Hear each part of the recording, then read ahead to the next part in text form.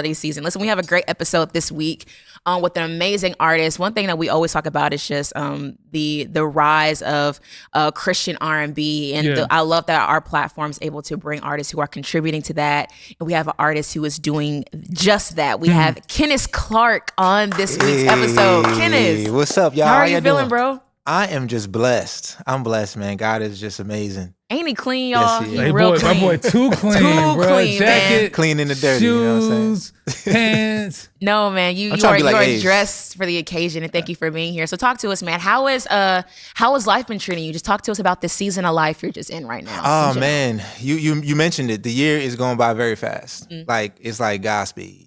I'm like, Lord, just give me the endurance to keep up with what you're doing. Yeah. You know what I mean? But it's been a blessing. So as you know, last Friday I just released the album Kennistry. Yeah, man. Which is like I've been working on this project for all year. The whole year, and it's been an amazing experience. But the enemy he been trying me. This year, but I just been being rooted in God and what He's doing and trying to make sure I just keep my eyes focused on Him and everything. So. Yeah, you said being rooted in God in the midst of like the enemy trying you. What does that look like? What did that look like for you? Well, I mean, in the when you're in the storm, right, or things are happening, right, like you can focus on everything around you, right, or you can focus on God. Like when Peter walked on the water. You know what I mean? Like, look, He said, keep your eyes fixed on me, right? Keep looking around. You keep kind of getting anxiety and getting anxious. It's like look at God. Follow Him. Keep your eyes fixed, and he got you. He's done it many times in my life before, so it's like, why am I gonna act different this season? Yeah. So it was somewhat of that, and I'm seeing the benefits from keeping my eyes fixed and staying focused. Yeah, man. Yeah. We were talking about the holidays coming around and everything going by quick. Are there any like holidays you're looking forward to, traditions and things like that? We're approaching the most wonderful time of year, Thanksgiving, all that. Talk about that. So Christmas is my thing. Yeah. Like Christmas. I like Christmas. My family, we grew up really like diving into Christmas and loving just like the season, the hot chocolate, the sweets, the gift giving, all of that. So I'm looking forward to Christmas. So I'm from New York. So we are going to be going back to New York. Okay. Cold. Yeah, it's going to be cold. It's going to be cool. We're going to go back and chill with some family and kind of just reconnect. But What Christmas part of New is York? always. So I'm from Long Island, New York. Okay. Roosevelt, Long Island, New York. Not too far from Queens. See, they think like Long Island is like, you know what I'm saying? Like, look, man, we part of the boroughs too, Yeah, y'all. right. Don't be trying to front on us. They like, if you're not from Brooklyn, You're not it's from like, Brooklyn, nah. Like, Yeah. Long Island. Long Island has a reputation. It's got some, it's like New York type of energy. I feel like people. I don't view it as like separate from like the boroughs. It's kind of like an extension to me. You know. See, when I say I'm from Long Island, they're like, "Oh, you go to the Hamptons? You in the Hamptons?" Oh, I'm no, like, no. "It ain't the Hamptons, man." You could be. Yeah. But that's why I was born and raised in. The accent is strong, y'all. I ain't gonna lie. The New York accent is live. It's heavy. It's heavy. Hot dog, coffee. You know what I'm saying? I heard all of that. I heard all of that when you were saying all that, man. But I want to talk about just your career, man. I think we're going to talk about the album and music and things like that. But I'm curious to just know where you got your start in music. Like, did you think that everything that you're doing now, that it would have came to be this, you being an artist, and all of anything music related? I would say not to this degree in regards to faith-based music.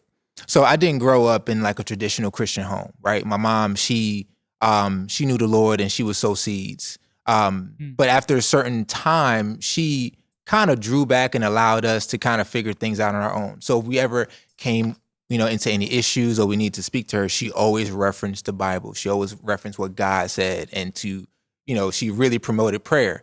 But we in the streets, man. We trying to figure things out on our own. So with that being said, there was a long period of time where, I didn't have any structure in regards to like Christian structure. Like I knew what was right and wrong, but I kind of had to, maneuver and navigate a few things on my own. I would say there was a time where I did start to, I'll say about like 18, 19, 20, I did start to get a bit more curious about God. And, there was a local church that I started going to. I was trying to like sing with the praise team and things like that. But at that time, it was one of those things to where, I wasn't really received because I didn't grow up in it. Oh, So it's okay. kind of like, oh, this guy, he got tattooed, earrings, that whole thing. And then from that, I kind of went on like this, I don't need to go to church. I don't need to pray like that. My relationship with God is my relationship with God. There's no accountability, but it says faith comes by hearing and hearing of the word of God. So it's like, I wasn't hearing no word of God. You know what I'm saying? So it was like, where is my faith actually coming from? So it was a long stretch of that. And so I've always done music. I've always loved to create raps and things like that growing up. And, when I was in high school, I started venturing out more into like singing and learning my voice and all of that. So for me not being in a traditional Christian home, obviously, my music was, I'm talking about the ladies, I'm talking about all the stuff, trying to be Trey Songz out here. You trying to be Trey Songz now. I was brother, you want to model. I was on all of that stuff, okay. And nothing against them, but as I got older and as my life started to change and evolve, there was a certain message I wanted to put in the music. So I had the opportunity to go to California for a little while. That was off the premise of a group. I was in a group at one point, and we were supposed to, do big things and all this stuff. The group broke up, ended up being solo. Same thing. I'm, trying to be, one of those guys, those R&B guys, and, had some opportunities to work with some really, really dope people, producers and things like that. And I had a deal lined up, but it fell through. So I was just in LA, not really knowing what's happening, life all crazy. And it was just like, all right, Lord, what's going on? So there was one day where a friend of mine, he actually played the drums, and he asked me for a ride to church that day. And I'm like, okay, cool. I'll take it to church. And, I always say this story because he wanted me to take him to church, but I know he's going to need a ride back home. So I'm like, let me go ahead and just stay. And that day, that's when God changed my heart. And it was that pruning process of understanding where I was, what I needed to do, where I needed to be. And that's what started the journey into kind of converting the music that I was always focused and, driven to do. And it kind of changed and said, let me make music that has more of a message, because my life was changing. So any outlet or anything that was coming out of me also had to change. So I'm giving y'all a real mini version of because what's I got happening. questions. Yeah, I got sure. a lot of questions. Man, you go. Did you say you went to California for the deal, or is that? Yeah. So when I was in New York, again, just me growing and working on music, I got with a group, and from that group, we ended up having some opportunities to go to work in California. Okay. So around 2014, that's when we left to go to Cali. So you leave cross country. Yeah, I drove to pursue your dream. You So- drove? Yeah, I drove. So you drove. That whole- says the a whole whole way. nother. That's like a classic LA Hollywood story. Exactly. Right. And you get all the way there and the deal falls through. So I'm just curious to what are you feeling? What's going through your mind when all of that, when you get all this news and that's now your reality? Well, so we didn't have the deal yet. That was later when I was a solo artist as I was building LA. Okay. But the group broke up. Okay. So from that moment, everything, all the momentum built up. It was like, all right, well, and it's funny because I was like, okay, Lord, well, what's next? So and it was really heartbreaking to have built with that group to get to California, and then the group actually disbanded because we had some really great music.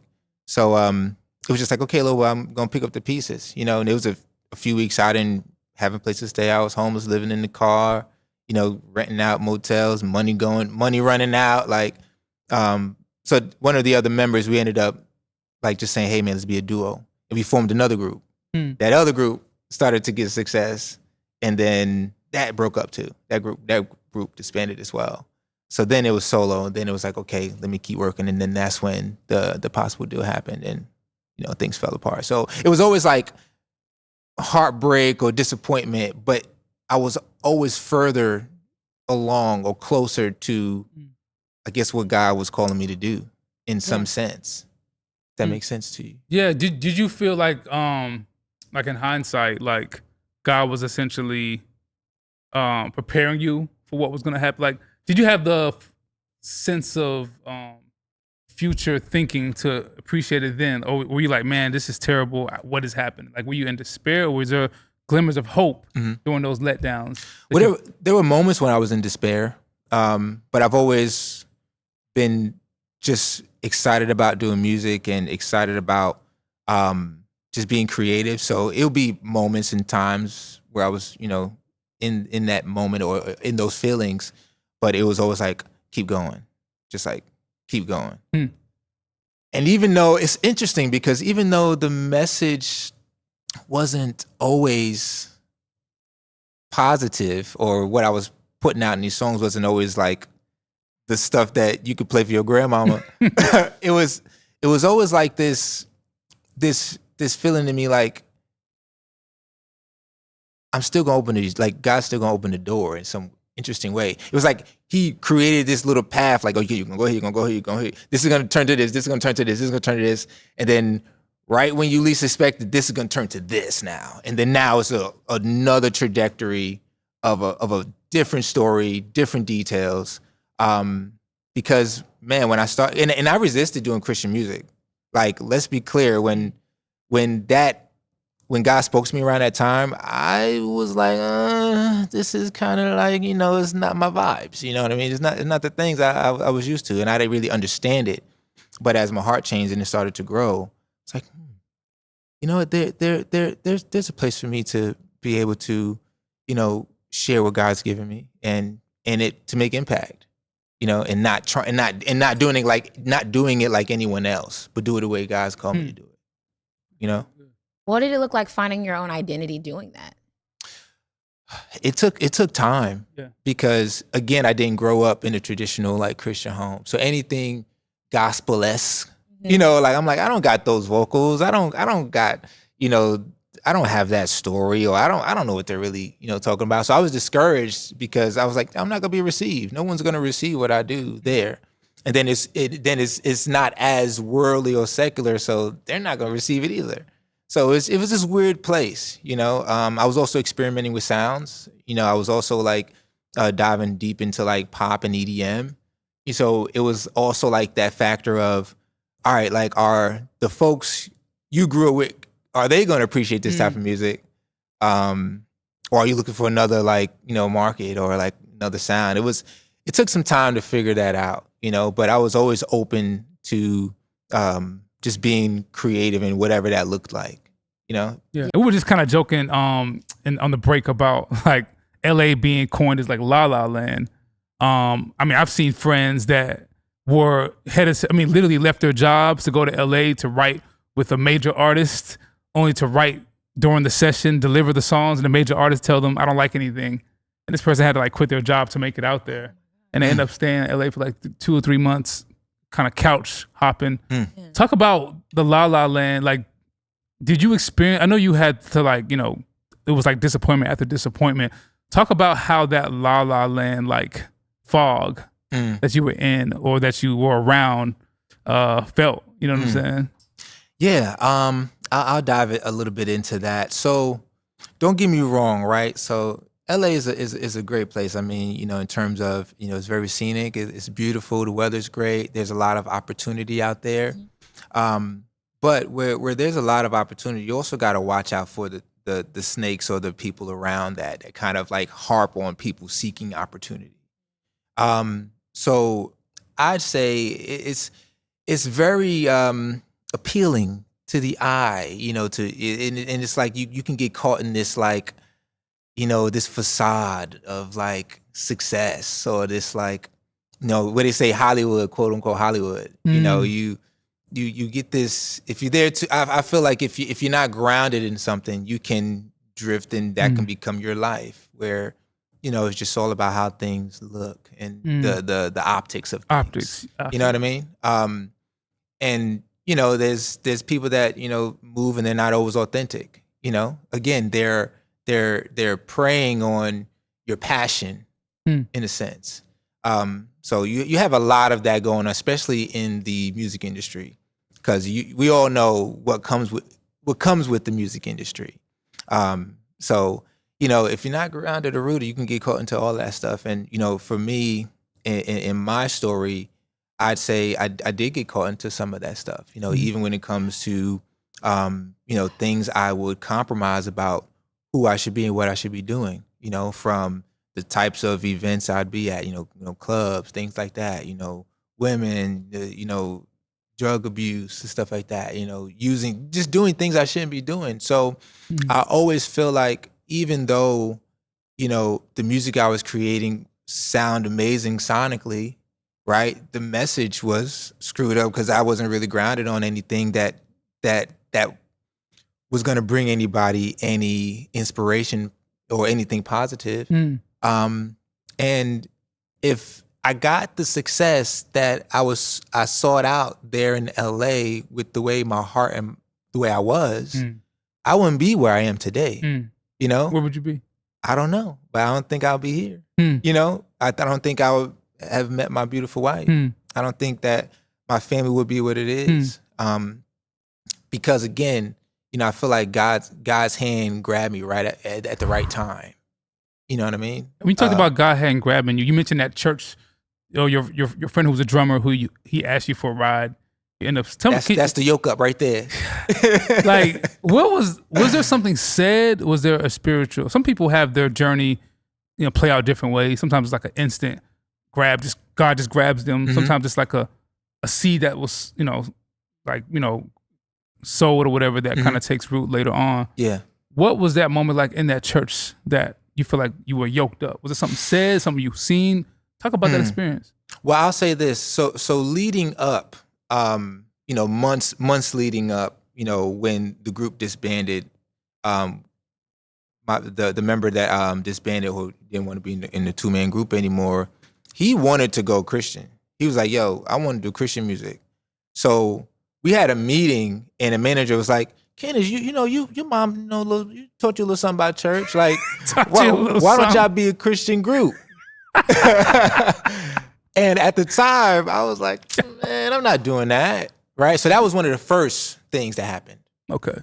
Then I remember I was talking to my mom about how everything was going down, and she was just like, "You need to pray and ask God to guide you, and He will guide you. But right now you need to really, really be tapping into God and His Word." And I was like, "Well, Mom, okay, yeah, I'm gonna pray, whatever." And then so again, I was doing music in these sessions, and there was certain songs that were coming out, and I'm like, it sounds dope, but what do I talk about in this song? So anyway, the drummer, man, he was actually one of also a songwriting partner of mine, but he needed a ride to church that day. And when he called me, it was just out the blue. I didn't plan to go to church. I didn't plan to get dressed. I didn't plan to do anything like that. I was just laying down. He hit me up. "Hey, man, I need a ride, man." "What happened? What's going on?" "Man, long story, man. Me and my girl, blah, blah, I'm going to get a ride to church, man." So I'm like, "All right, bro, the broski pulling up, coming broski through vibe. Yeah, all day. So I gave him a ride, and it was interesting because I'm like, I want to go.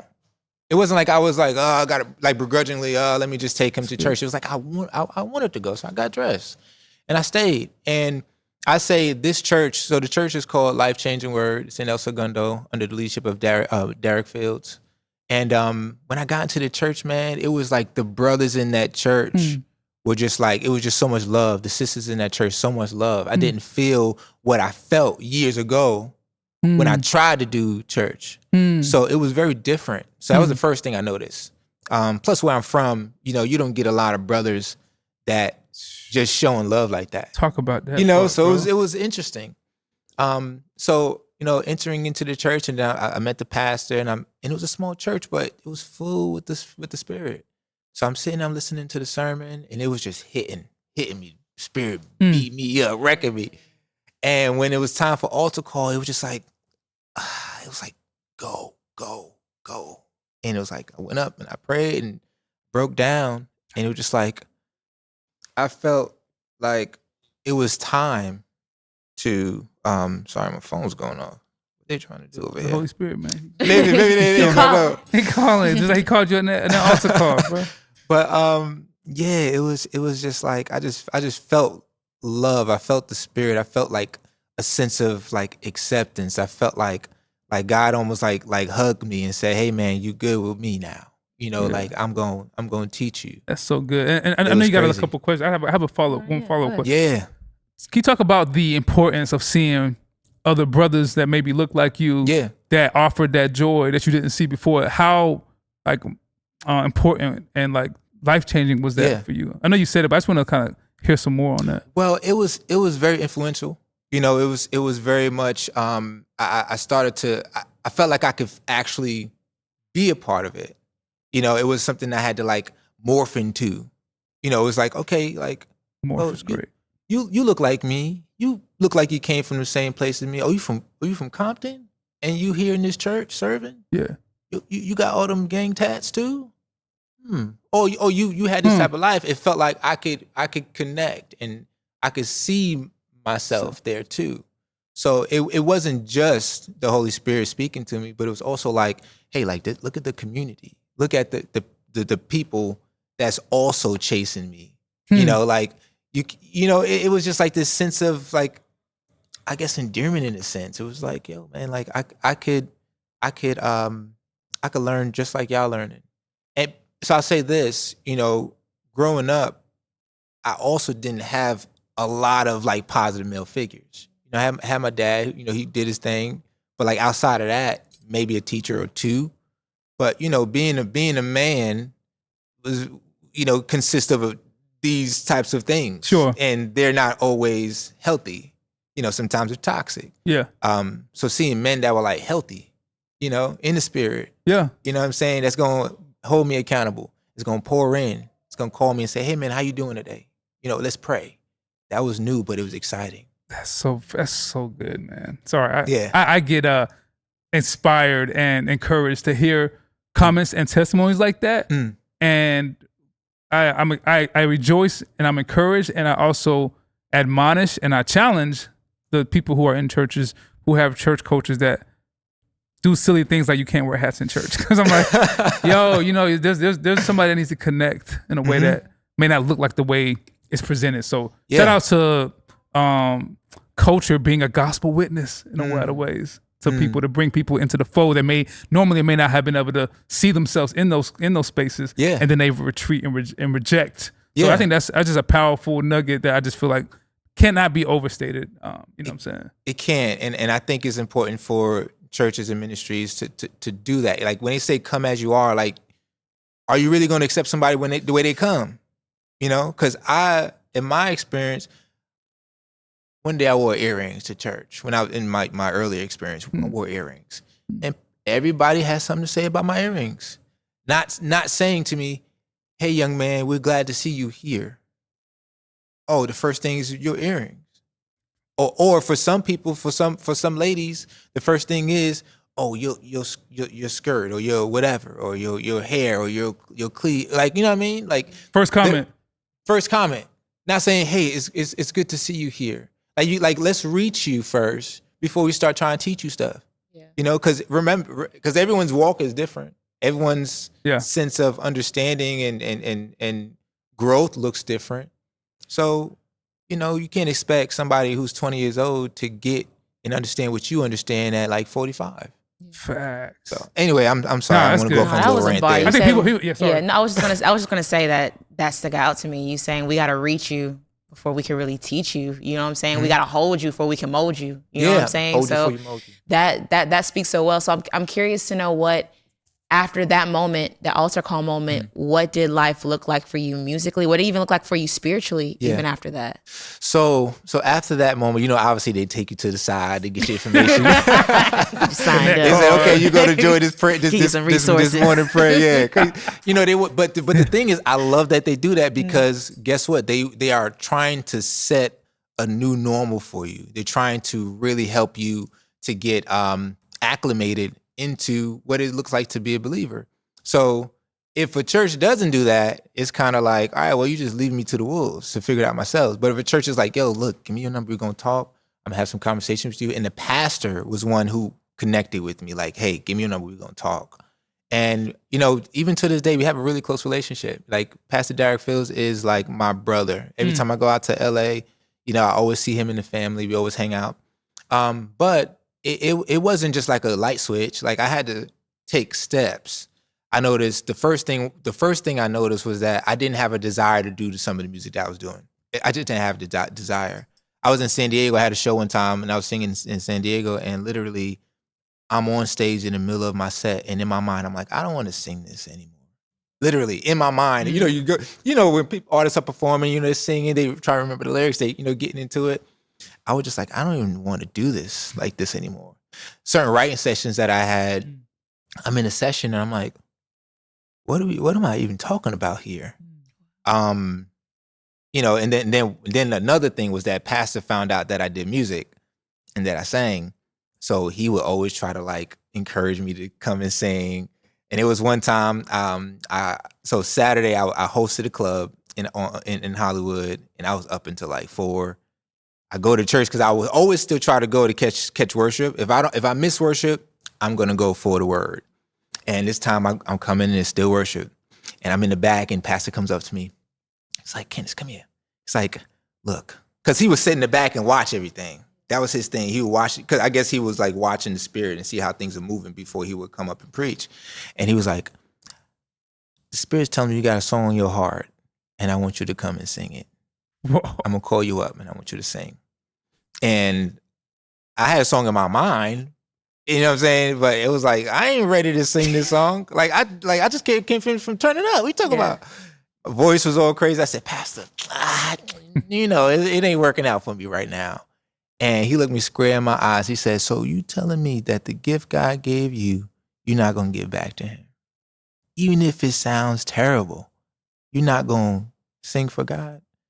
And a part of it felt like he was trying to guilt trip me, like, you need to go up there and sing. But another part was like, if God didn't give me this, I wouldn't have it. If God didn't give me I wouldn't have it. So I said, okay, Pastor, and I went up there. I sound like a cat screeching. It was terrible, but it ignited a heart in me. You know what I mean? So now it was like a different reason to sing, not because I'm just trying to be cool and try to get the girls and ladies or whatever, or try to be that guy. I was like, I'm actually using this gift to glorify like the Lord. So yeah, and that started. Then he asked me to be on the praise team, and I started to learn about worship. And right around that time, that's when like even the other brothers were like, "Yo, man, you should do Christian music, man. You know about Lecrae? You know what I'm saying? You know about about Andy Mineo?" And I was like, "I know those guys. They would do dope music, but again, I was still trying to learn like how do you praise God on something that seemed so like worldly or secular. I was trying to learn what that was. And over time, it was like, nah, these guys are doing it the way God called them to do it. And like, they're actually reaching more people this way. They're reaching the youth. They're reaching people who need to hear the message chopped up like this. I remember it was one day I was praying. I was like, Lord, like, there's no deal. Like, I don't know what I'm doing with any of the music that I'm doing. Songs that I wrote, we were trying to shop them to other artists. It was just like, what's happening? Lord, what do you want me to do? And God was like, you're going to do it how I called you to do it, And when you do the music, you're going to bring people to me. And I was like, okay, Lord. And then he downloaded this idea in my spirit one day driving back from work, and AWOL just popped up. AWOL. I was like, AWOL. So AWOL going, you go AWOL in formation, like you buck wild, you're out of here, you leave something that seems to be familiar. And I was like, AWOL.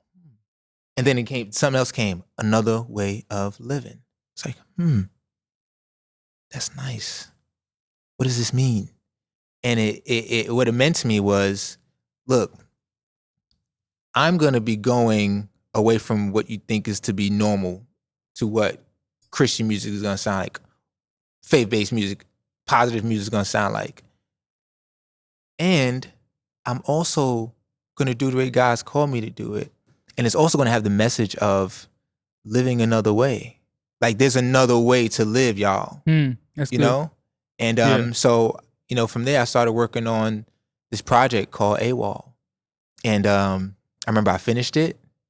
and I was also still growing in faith. So when you first start doing things, it could come across a certain way. So I remember I was still growing in faith, and I was still learning. So when I stopped and I listened back to the project once it was done, there was some things I needed to like change. And I told the producers, I said, "Yo, we gotta scrap this whole thing. We gotta do it again." They were like, "All right, bro, let's do it. If God's calling you to do this, then we're with you." And we did that project, and AWOL came out in 2017, my first EP as like a Christian or faith-based artist. And it didn't run up the numbers. It didn't get 1 million streams, but everybody who heard that project was inspired because I was authentic to what God was doing to me. I took risks and chances in the sound. I poured in what God was giving me. I was true to it. And, to this day, that project really, really inspired some people. And that's what signified to me, like, okay, this is where you need to be. It's the right place. Man. Oh, that was so good. I'm so happy that we dove into that, because I think that's a great catalyst for where we're going to dive into where you are now with the new project, with Kennistry, thinking about so many different things. Okay, so you talked about AWOL. You said 2017. Mm-hmm. And then we're here with Kennistry. Yeah. And then I remember us talking on the red carpet at Dove's where so it's been 7 years. Yeah. If my math is correct, that's about the last time you dropped AWOL, right? Mm-hmm. So just talk about, I'm curious to know, before we get to the project, I'm curious to, did you mean to take a break? Did life just happen? I mean, can you fill in the gap for us, like what happened between AWOL to Kennistry? Yeah, so when I dropped AWOL, I was still in LA. But there was this feeling that it was like Spirit was telling me that, you need to leave LA. It's time to get out of LA. So, God coordinated and organized things where it was like, okay, well, where? Right? Where? So that year, the management team I was with, they was like, we think you might need to go to like Atlanta, for the type of music you might be doing. Because, we got the Bible Belt down here and all of that. So I was like, okay, I guess. They was like, yeah, I think we might go to Atlanta. Then another thing happened, which was really actually really good. I met my wife virtually. And like, she's in Atlanta too. And, so we built out for a year-long distance, but it was like, okay, Atlanta. So I prayed and fasted about it. I was like, all right, Lord, what you telling me? And it was like, there were people and resources, and there was just, roads would just lead into Atlanta. So down went to this one worship service, and pastor pointed me out, prophesied over me. And I didn't tell anybody anything about what was happening in my life. Calls me up and said, you got a big move coming up soon, don't you? That you're thinking about. Well, God is telling me to tell you that there's provision, everything's set up for you. Say yes and go. And that was my confirmation. So I started to set up to go to Atlanta. So this is like 2018, 19. I get to Atlanta, was able to settle in, no issues. Like, I had everything I needed. There was that provision. I was able to lock it with which was my girl at the time, but locking with my now wife for about 7 months. I got acclimated into some of the church community here, and it started to feel like things started to come together. Then the pandemic hit, and then it was like, okay, navigating how that looked. So I still released singles. I had opportunities to work with like Juice TV from TBN, like the Chad Horns from like Rapzilla. I met Doc Watson in that process, and was still able to release songs and be creative. I would write and work with other artists. I would feature on tracks. So it was like this period of time where I was just learning who I was in my walk with God, learning who I was as a man, developing into marriage, into being a husband, a father, understanding, a bit more of what it looks like to be a creative that's Christian or Christian creative in the space. Being kind of being around peers, who are doing some of the same things. So it felt really, really good, but I had to learn for myself what that's going to look like for me. So, one thing I learned, very early on in that process was like, you have to just be honest and authentic with what you're doing. You can't be boxed into the box because you're going to stay in the box. There's people outside of that will be connected to what you're doing. So again, it was just like this period of time of just growth. So throughout the pandemic, I joined the praise team at my now church, Revision Church Atlanta. And, still just to serve. And so Kennistry kind of came out of a situation to where, again, I started to get excited. I started to wanted to, ramp this thing up again. And then I had another opportunity with another Christian label, which was funny because I would meet certain labels and they would love the music I was creating, but it just wasn't good enough. Or they would say things like, we really work on the radio over here. We service these people here. So what you doing is not gonna fit. I was ghosted many times and things like that. So it was discouraging. But there was one point when I said, you know what? I'm putting my faith in other people too much right now. God, you're calling me to do this. This was the original plan. You said back in LA, you're calling me to do this. I just need to trust in you. And I remember I had a conversation with my wife, and she was like, "You gotta just do your thing. God's gonna work through you either way. Don't try to make something. Don't try to do this and try to make it something else. Like, no, like this is what you are. This God, what God created you to be. So operate that way. So then it was like, okay, let me start being a bit more, honest in what I'm doing. Let me start to work with the guys that want to invest in me. Let me be able to provide them value. Let me just build a relationship. And, through that, the project started to kind of morph on its own. So I work with, I don't know if you guys know, there's a gentleman, I call him, his name is Kamo Shamal. Yeah. He's been pinnacle in helping me to create the music. We're on a team called Free Spirit Mavericks. My wife has been pinnacle in that too. Her pen is on a lot of the music as well. So it was just like, man, God is already providing these resources. There's people, who have been willing to just help, like Doc Watson, from RMG. Like shout out Doc Watson. Like he's just always in my corner, no matter what's happening. So I took that like, okay, I think it's time to now share pieces of my story, pieces of my life into a cohesive project for people to be inspired and connect to. And I want it to be as real as it can be in this season. I want the sound to be something like that, something no one has ever heard before. And I want to work with people that love God and understand the mission and what I'm trying to do. Because Kennistry is really the pieces of my life in a chronological order where I'm understanding, I'm like who I am. I'm understanding what God is doing. I'm understanding how he's operating. He's doing all these things. Like even if I go through the track list, like the first song is Welcome. It's me being open. Hey, welcome to what God is doing in my life. Take a look. Authenticity, self-realization. Like, okay, like having these real moments and conversations with God, alive, the doubt, the questions, what's happening in my life? Things ain't going the way I want them to go. Wait a minute. God's like, hold on, chill. I got you. I'm with you. Right. Clean. Okay, Lord, you moving me around. I'm declaring to be, clean, even though I'm living clean in the dirty. You know what I mean? Yeah. After clean, love me or not. Love story, meeting your wife. Some of that there. Blow my mind. How God's just blessing me.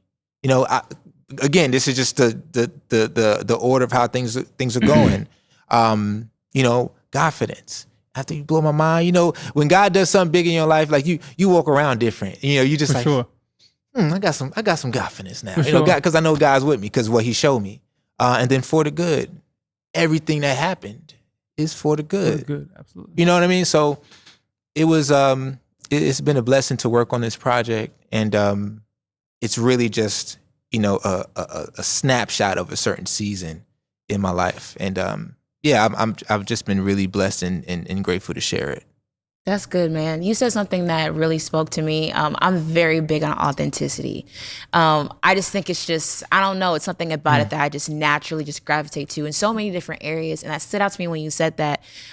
Just talk about why authenticity is important as an artist, as a storyteller, just because we very much so, especially in Atlanta, a big flex culture, and even also fake it till you make it culture, where it's like, if I'm not there, let me at least make it look like it. You know what I'm saying? So, but there's something powerful, not even just artistry in itself, but even our faith in general, just about just talking about where you're at, your perspective of things.